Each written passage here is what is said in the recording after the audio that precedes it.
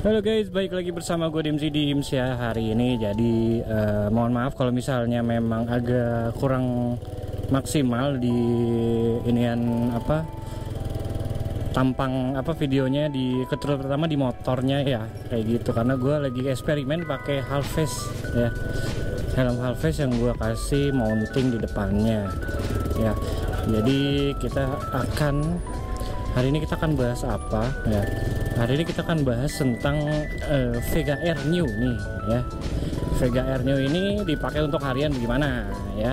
Oke. Jadi seperti teman-teman tahu, di sini ada, dulu gue pernah bikin videonya dan teman-teman teman-teman konten kreator juga pernah bikin videonya tentang motor ini ya. Kebetulan motor yang ini yang dipakai ya. Jadi teman-teman bisa lihat di pojok kanan atas ya. Nah, jadi teman-teman kalau misalnya ada rencana mau beli motor bebek yang bandel buat hari-harian aja ya, inilah review harian dari si Vega Air New ya. Nah, Vega Air New ini sebenarnya udah lama juga keluarga gue pakai ya. Jadi ini dibeli pada tahun 2018 kalau nggak salah. 2017 malah. 2017 sama bokap ya, untuk nyokap ke mana-mana lah, warawiri ya. Jadi karena adek gue juga waktu itu udah menjelang kuliah, jadi ya udah nyokap punya spesi, jadi dikasihin ke adik gue, jadi biar nggak ada masalah lah dengan kalau misalnya jauh-jauh gitu ya, ketimbang pakai Vega. Oke. Nah, terus kalau untuk motor ini sendiri ya, karena performanya gimana kalau untuk harian sendiri. Nah, ini karena konstruksi mesinnya adalah overstroke ya. Jadi ini sangat-sangat enak sekali untuk dijadiin motor harian guys ya. Jadi untuk macet-macetan, stop and go, ini ngacir ya. Oke, jadi kayak begini nih ya, selip-selip enak dah gitu ya. Tapi kalau misalnya jalanan banyak panjang, ya gitulah, kayaknya mendingan beli Supra 110 ya, karena saya sama juga Vega Air 110. Nah begitu, karena kenapa ini gearboxnya sepertinya terlalu lebar semuanya ya, jadi akselerasinya cukup pendek gitu ya, napasnya pendek-pendek ya. Tapi itu emang enak buat stop and go harian ya.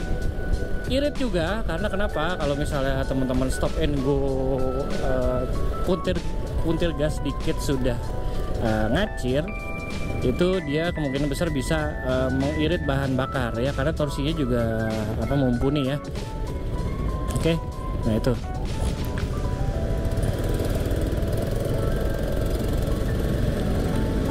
Nah, untuk posisi riding sendiri gimana kan ya? Jadi untuk posisi riding sendiri, karena ini setangnya agak nekuk ya kan, teman-teman bisa lihat ya, setangnya nekuk ke belakang nih ya. Jadi ini lebih enak sih, lebih nyaman lah dibandingkan dengan Supra ya. Gue punya Supra di rumah ya, stangnya nggak kayak gini, lurus dia. Jadi kita jadi agak ke depan sedikit gitu ya. Kalau ini kan enak ininya ditarik ke belakang, jadi lebih tegak kita duduknya ya. Tuh. Lalu untuk mesin sendiri sebenarnya penyakitnya nggak banyak ya. Ini adalah salah satu motor yang gue bilang cukup bandel ya, cukup bandel untuk dipakai harian. Dan juga ini mesinnya setara sama atau satu common engine dengan Jupiter Z ya. Jadi teman-teman kalau misalnya mau substitusi partsnya, bisa pakai parts Jupiter Z ya. Ya sebenarnya sih kalau misalnya ngomongin substitusi part, Jupiter Z itu kan nggak terlalu banyak, nggak sebanyak Vega. Sebenarnya sih Jupiter Z yang bisa pakai substitusi Vega gitu loh. Jadi bukan sebaliknya ya. Nah itu dia. Nah kalau misalnya mesinnya sendiri, part-part racingnya banyak tersedia ya. Tapi kalau misalnya teman-teman mau pakai harian ya, dilihat-lihat aja sama kebutuhan ya. Dan juga kalau misalnya maintenance-nya juga cukup murah dibandingkan dengan bebek-bebek lainnya ya, wajar-wajar aja lah gitu ya. Ini juga oke. Radius putarnya juga cukup kecil ya dibandingkan dengan bebek kayak Supra gitu, karena setangnya kayak begini dia lebih enak ya. Nah itu Lalu apalagi kan, lalu untuk kita ngomongin speedonya cukup jelas sih kalau gue bilang. Ada apa namanya, inian giginya ya, dibandingin dengan Supra Pit itu gue nggak kaget. Jadi kan di ini gue ada motor Supra Pit. Nah Supra Pit itu yang tidak ada indikator giginya, jadi ya udah terima aja. Terima aja ya. Nah kalau untuk kelistrikan sendiri gimana bang, dipakai harian nggak ada masalah sih sebenarnya. Penyakit kelistrikan ini motor ya paling cuma ada di starter ya.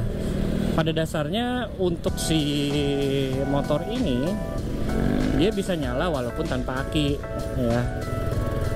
Yang penting nih ya, sorry, ini motor nggak bisa nyala kalau nggak ada aki. Jadi dia udah menganut sistem DC ya, kelistrikan DC. Tapi kalau untuk lampunya sendiri masih AC ya.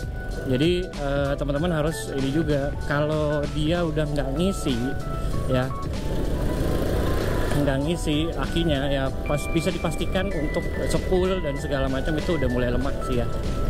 Nah kalau untuk kaki-kaki sendiri di bawah harian, gue bilang sih ini cukup agak gimana ya, kalau gue bilang cukup oke sih kalau buat harian. Cuma ini masih bantingannya masih khas banget sama Vega, bantingannya khas banget sama Yamaha ya, keras. Dibandingin dengan Honda, si Yamaha ini cenderung lebih keras karena dia mungkin nggak tahu lah filosofinya race ready ya gitu. Kalau dibuat nanjak-nanjak atau jalan rusak, ini cenderung lebih ngebuang ya dibandingin dengan Supra gitu ya. Ya begitu dah kalau misalnya ini. Nah tapi fitur-fitur yang buat harian dia lebih dibanding motor yang lain adalah, kalau gue bilang bagasi sih ya. Bagasi itu dia udah ada dan besar. Jadi kalau bisa dibilang setara sama Matic Suzuki Spin ya pada tahunnya ya. Ya kalau dibandingin dengan Matic sekarang, rasanya nggak ini dah, nggak relevan dah. Ya. Nah kalau untuk konsumsi bensin sendiri, untuk konsumsi bensin sendiri bagaimana bang? Kalau untuk konsumsi bensin sendiri dia ada di 145 ya, yang gua hitung ya. Jadi ini sempat dipakai sekitar 3 minggu sama gua, dan setiap hari gua ciriin ya, ini ngisi berapa dan segala macam. Paling top itu 147 sampai pokoknya 150 lah gue pernah. Itu bener-bener defensive riding. Tapi kalau misalnya pakai yang asal paling 145 ya gitu ya.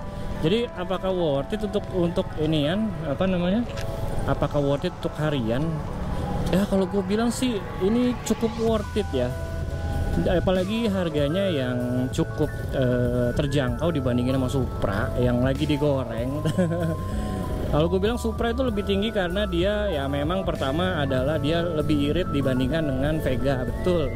Tapi kalau misalnya model ya, Vega itu tidak bapak-bapak banget gitu loh. Kalau Supra itu kan bapak-bapak banget gitu ya, standarnya bapak-bapak lah ya.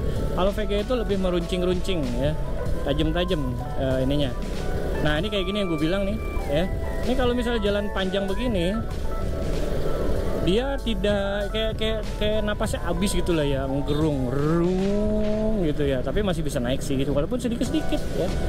Jadi teman-teman tuningnya harus lebih kepada ya, gear setnya agak dikecilin gitu ya, gear set belakangnya dikecilin, lalu tuning karbunya segala macem sih ya.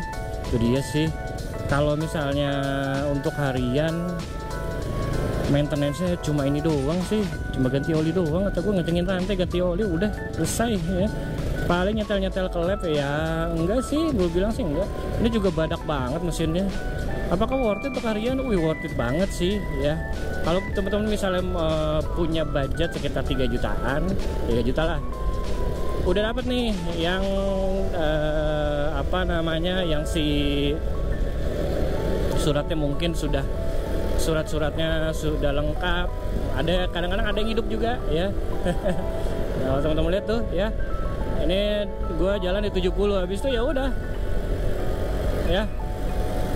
habis itu gitu aja, udah getar semua nih ya. Nah itu kalau misalnya diburu-buru nggak enak sih ya itu sih mungkin seperti itu review untuk hariannya ya. Lebih kepada kalau misalnya teman-teman nanya, Bang kalau bisa di pegunungan gimana, tiap kali nanya kan Jok, wih mantap mas, silakan dibeli, nggak ada masalah kalau buat Vega ya. Tidak, powernya udah cukup untuk mengakomodir itu ya. Oke, jadi kalau misalnya teman-teman ada pertanyaan lagi, mohon ini kan di kolom komentar ya. Oke, itu aja sih dari gua. Thank you for watching. Dim J Dim sign out. Thank you.